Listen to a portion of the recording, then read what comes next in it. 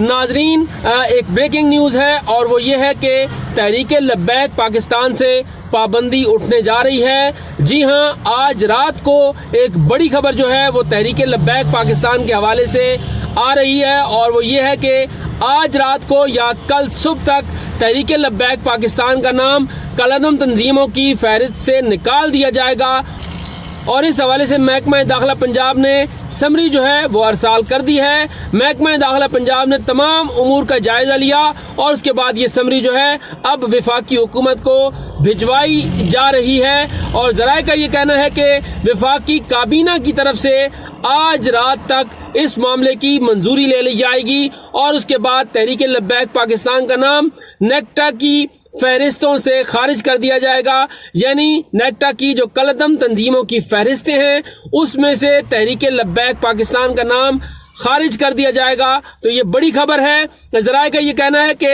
حکومت اور T L P کے درمیان جو خفیہ معاہدہ ہوا ہے اس معاہدے پر مرحلہ وار عمل درآمد جو ہے وہ شروع ہو چکا ہے۔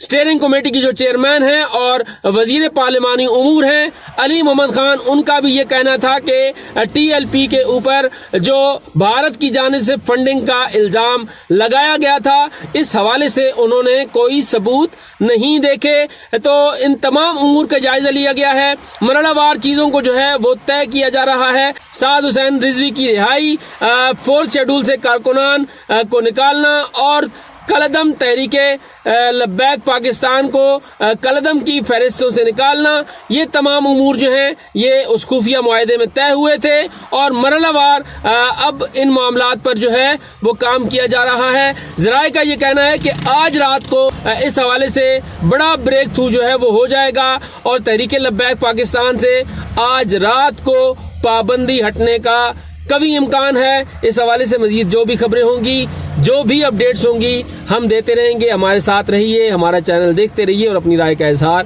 ضرور کیجیے۔ شکریہ۔